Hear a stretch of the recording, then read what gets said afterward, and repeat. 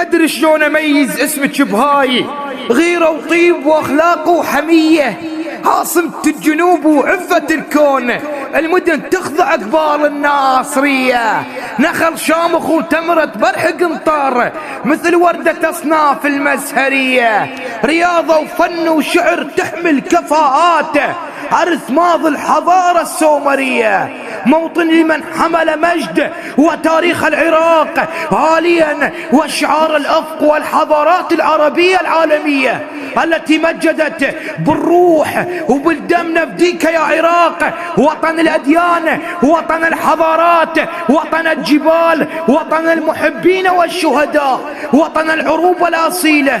أنا العراق كبيرهم على مدار السنين، وأنا سيد الأمم، فتحيا كل تحية لوطن الحبيب من الشمال إلى الجنوب ومن الشرق إلى الغرب، في السماء وفي الأرض وفي البحار وفي الهضبات. العراق شامخا أبيا سيبقى رغم الجراح، فمن قال العراق اختفى، لا وألف لا، نحن سيد العرب، ونحن أسياد العرب، ونحن تاريخ العرب، ونحن مجد العرب. أنا العراق كبيرهم على تاريخي وملء سنيني وجراحي في تاريخه ثورة العشرين وأيام الشعلان أبو الجون.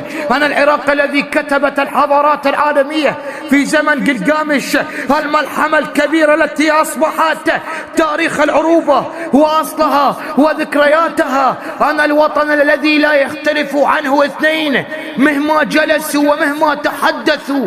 العراق يبقى سيد البلدان، وطن الاحتضان. إذن ابن الرافدين إن لم تكن عراقيا كفاك فخرا.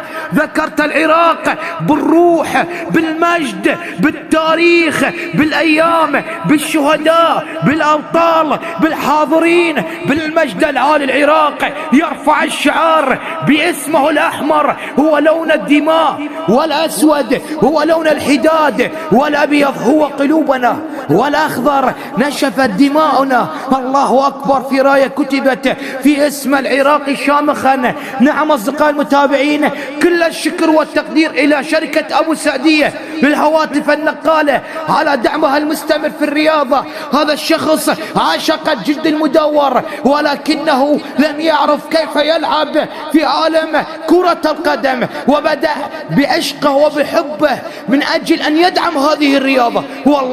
والله لو اجتمعوا شعراء الدنيا ومؤلفوها وأدباؤها ما وصفوا هذا العشق وهذا الهيام لدى شركة أبو السعدية. أنت داعم للبطولة وللشباب، وأنت معروف ببطولتنا اسم شركتك حاضرة بكل كرنفال. أنت ما محتاج من عندنا الدعم، عند أبو سعدية حس غيرة ووفاء. الشطر اسمك لامع ومثل النجم. نعم أصدقائي المتابعين، وأيضا كل الشكر والتقدير إلى منظم البطولة مؤمل. عنوان البطولة ملعب الشيخ، حلو التنظيم ماخذها بجدارة، إذا هو الاسم بهيبة الشيوخ. محتارين نكتب يا عبارة، خصم ماكو خصم بين الفريقين، الكل فايز واسمهم بالصدارة. رياضتنا حلوة وفرقنا تبشر بخير، لعب واخلاق ممزوجة بمهارة. نعم أصدقائي المتابعين، دعونا الآن نقف جميعا لقراءة سورة الفاتحة على أرواح شهداء العراق وشهداء تشرين وشهداء الحشد الشعبي. نعم أصدقائي المتابعين، ودعونا الآن نقف أيضا من أجل الاستماع إلى نشيدنا الحبيب العراق، المعزوفة التي يطمئن بها القلب وتطمئن بها النفوس. نشيدنا الحبيب العراق.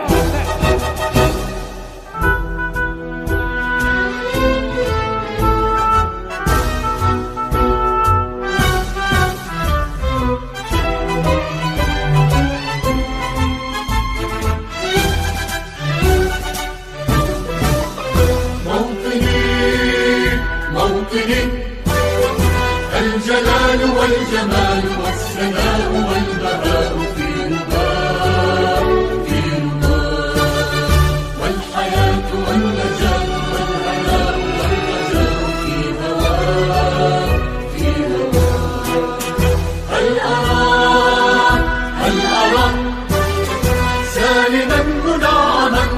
سالما مكرما سالما